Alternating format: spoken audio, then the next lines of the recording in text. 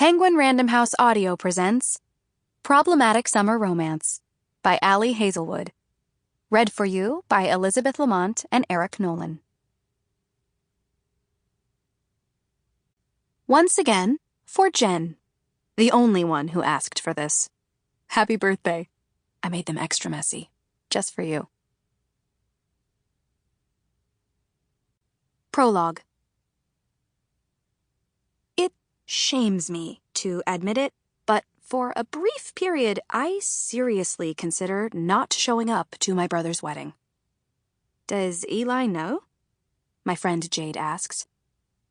That I'd rather hug the floor of a lavatory than be present while he exchanges vows with the love of his life? No. That you overheard him. I shake my head, eyes glued to my skates. I like to pretend that the ice is the thing I would have been better off not knowing, and that I'm stabbing it over and over with my blades. A little violence never failed to brighten my mood. Maya, just don't go. It should be easy enough to skip. Isn't that the whole concept behind having a destination wedding?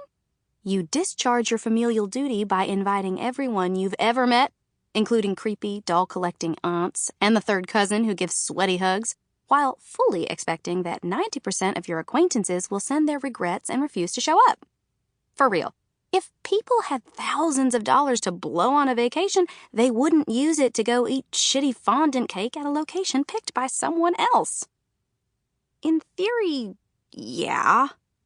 It would be so much more satisfying if the ice bled just a little.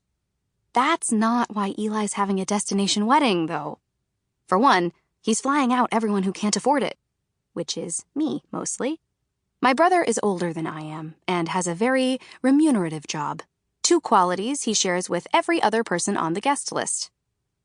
Not everyone can be like me, part of the glitzy, rarefied world of graduate students. Hang on, isn't the wedding in fucking Italy? That's a lot of money. Yeah, well, he has it. Still, can't he just hoard it? She pretends to gag. I hate generous people. Unfucking bearable. I spin backward, arms out angel-wide. It's an intimate thing, anyway. Less than a dozen close friends for the week leading up to the wedding. About 30 more flying in for the rehearsal dinner. The other day, I had this moment of weakness, not proud of it, and lied to Eli about having to stay longer in Austin for my final interview for that MIT project. Told him that I'd only be able to join them later, for the ceremony. I sigh. Let myself fall back in step with Jade. The rink around us is nearly deserted, and the ice gleams white under the ceiling lights. And he stared at me like I'd pinched his dog, told him that the tooth fairy doesn't exist, and tried to slide my foot up his ass. All at once. The look of sheer betrayal. How dare he value your presence to this extent? I was enraged. Here I am, thinking that my brother and I are both soulless, pragmatic people who don't put stock in ceremonies. It's not like I'm not planning to harass him and his new bride for the next 5 to 8 decades. Clearly, being in love has mellowed him past your direst suspicions. But do not fret, my friend. Jade swirls to a stop in front of me, blocking my path. You've come to the right person. I have plenty of experience in bullshitting my way out of things. Right. Let's hear it. The most effective way to avoid a commitment is an ailment. One that meets 3 C's. She ticks off her finger. Cringe, contagious, and, above all, quick. I blink. She does not falter. Your illness must befall you so suddenly, you could not have anticipated it. It must be transmittable to others and prevent you from traveling. Most important, it must be embarrassing. I'm talking purulent itches, odors, fluids. It has to be so devoid of grace, no one would believe that you're telling a lie. Because why would you destroy your own good name? Jade, I take her hands in mine. Thank you. This is priceless information. You're welcome. I've been thinking of running a workshop. But I didn't tell you about this because I wanted to brainstorm ways to avoid showing up. Oh, really? I take a deep breath. If my brother wants me at his wedding, I'm going. End of story. Ah, I see. A deep sigh.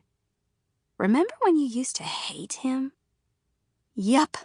I miss those times more than ever. I force myself to shrug.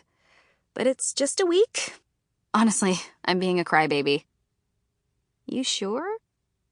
I nod and resume skating. A moment later, she catches up with me. Well, don't forget that fulminating diarrhea is your friend. Her arm twists around mine. It might come in handy if you ever find yourself sitting across from Conor Harkness. 7 days before the wedding. Chapter 1.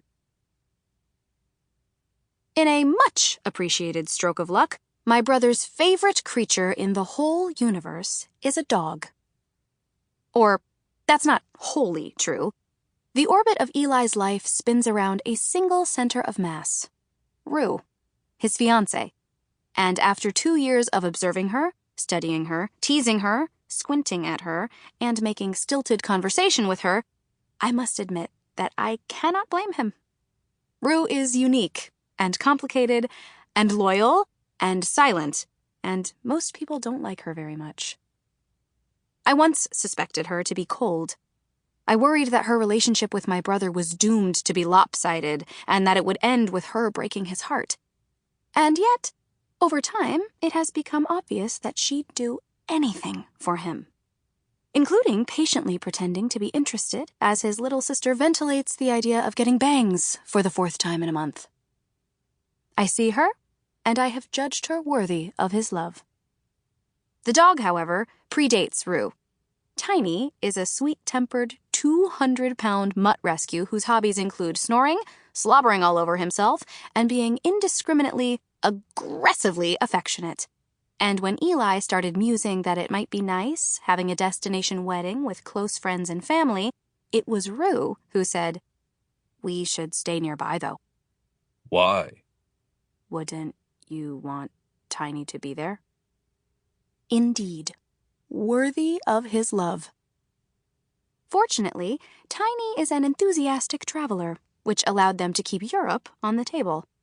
Unfortunately, not every airline allows in-cabin transport of bear-sized dogs who bark through their night terrors after being awakened by the smell of their own farts.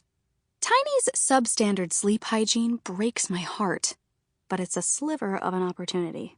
One I latch onto like a barnacle in a hurricane. I found this airline, I told Rue and Eli a couple of weeks before the wedding. The flight wouldn't land until the day after yours, but it comes with all these special accommodations for large dogs. Tiny would be comfortable, and I could accompany him. I smiled at Tiny, whose head was already leaning against my knee. "Hey, you perfect boy. Do you want to go on a road trip with Aunt Maya?" His tail helicoptered so hard I expected him to levitate. That's how I managed to shave 1 day off Hell Week and to hang out with the only dude who never once broke my heart. Tiny Archibald Killgore, I tell him when he rolls over in the aisle, soaking up belly rubs from the 17 new best friends he made since boarding. You could never disappoint me. My dream guy jumps onto my lap during a spot of turbulence and forgets to leave. Traveling from Austin to the Catania airport, 1 layover, takes about 15 hours. I make the deliberate decision not to buy Wi-Fi, and instead of spending the trip stress texting Jade, I focus on what needs to be done. Buckling up. Whatever defenses I've constructed against Conor Harkness, they are in dire need of bolstering. I never doubted that he'd be at the wedding. He is, after all, my brother's closest friend. If one doesn't count Tiny, I do. They're both general partners, or czars, or whatever their title is, of Harkness, a biotech-focused firm that does abstract money-making shit that I do not comprehend, but have been repeatedly reassured. Sample complete. Ready to continue?